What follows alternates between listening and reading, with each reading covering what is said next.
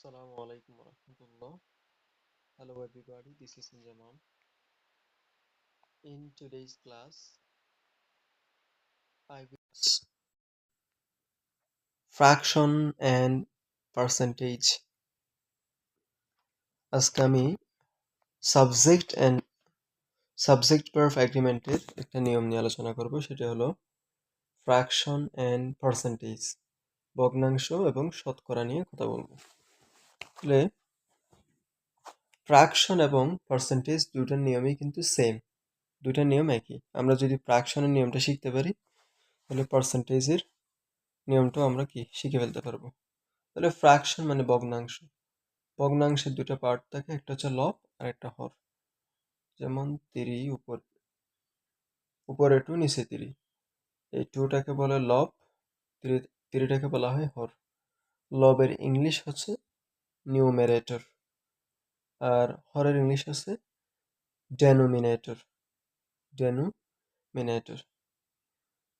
এরপরে যদি লবটা কি হয়, ফ্লোরাল হয়, তখন হরও কি ফ্লোরাল হয়। আর লব সিঙ্গুলার হলে হরের সাথে কি এস বাই এস যুক্ত হয় না। যেমন ওয়ান থার্ড, তাহলে ওয়ানটা হচ্ছে সিঙ্গুলার, সেজন্য কি এখানে থার্ডের সাথে এস বাই এস যুক্ত হলো না। ওয়ানটা যেহেতু কি সিঙ্গুলার, সেজন্য থার্ডের সাথে কি যোগ হলো না, এস যোগ হলো না। ওয়ান টেন্ট, এই ওয়ানটা সিঙ্গুলার হওয়ার কারণে টেনের সাথে কি যুক্ত হলো না, এস যুক্ত হলো না। বাট কি 2/3, 3/4, যে 2 সেজন্য এখানে এস লাগাইতে হয়েছে, 3 সেজন্য এখানে এস লাগানো হলো। ফ্র্যাকশন অ্যান্ড পার্সেন্টেজের পর প্রিপোজিশন ব্যবহার হয় হচ্ছে অফ।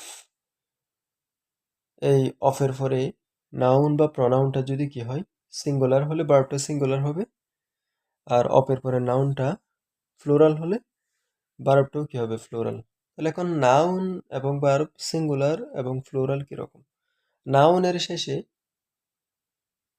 এস অথবা ইয়ে যুক্ত হলে সেই নাউনটা কি হয়, ফ্লোরাল হয়।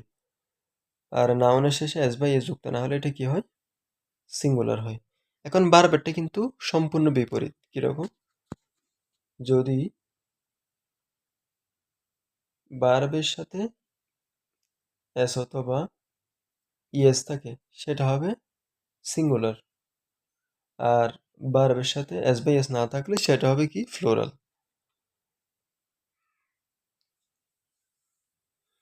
তাহলে এবার আমরা কিছু উদাহরণ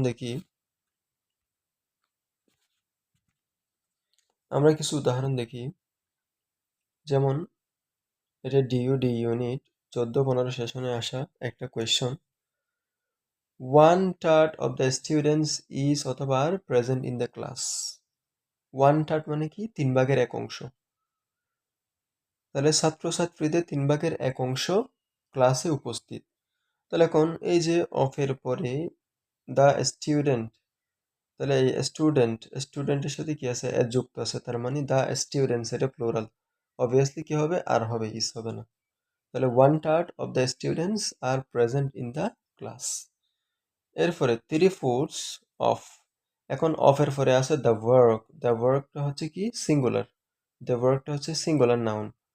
তাহলে যেহেতু সিঙ্গুলার, আমি কি হ্যাভ ব্যবহার করতে পারবো না, আমাকে কি ব্যবহার করতে হবে, হ্যাজ বিন ফিনিশড। তাহলে 3/4, 4/3 অংশ কাজ শেষ, 4/3 অংশ কাজ কি সমাপ্ত, 4/3 অংশ কাজ সমাপ্ত। যেহেতু দ্য ওয়ার্ক এটা সিঙ্গুলার, দ্যাটস ওয়াই আমার কি নিতে হবে এখানে, হ্যাজ বিন। এরপরে 2/3 অফ দ্য ক্রপস মানে কি শস্য, ইস অথবা আর damage.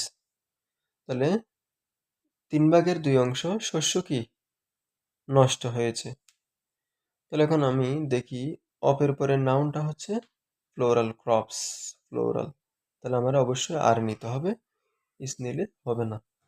2/3 of the crops are damaged, 3/2 অংশ শস্য নষ্ট হয়েছে। এরপরে আসি এবার পার্সেন্টেজ 50% অফ দ্য ল্যান্ড, তাহলে এখানে কিন্তু ল্যান্ডস নাই, কি আছে ল্যান্ড, দ্য ল্যান্ড সিঙ্গুলার, যেহেতু সিঙ্গুলার আমরা কি নিতে হবে is, 50% of the land is cultivated, তাহলে 50% জমিতে কি করা হয়েছে চাষাবাদ করা হয়েছে। এরপরে 50% অফ দ্য স্টুডেন্টস, যেহেতু স্টুডেন্টস এটা ফ্লোরাল, দ্যাটস ওয়াই আমরা আর নিতে হবে। 50% of the students are present in the class, 50 ছাত্রছাত্রীদের 50% কি ক্লাসে উপস্থিত। তাহলে আমরা একটু সাম আপ করি আমরা যেটা শিখলাম। ফ্র্যাকশন অথবা পার্সেন্টেজ যাই থাকুক, এরপরে একটা অফ থাকবে, এই অফের পরে নাউন অথবা প্রনাউনটা যদি কি হয় সিঙ্গুলার হলে ভার্ব সিঙ্গুলার, আর অফের পরে নাউন বা প্রনাউনটা যদি কি হয় ফ্লোরাল হয়, তাহলে ভার্বটা কি হবে ফ্লোরাল।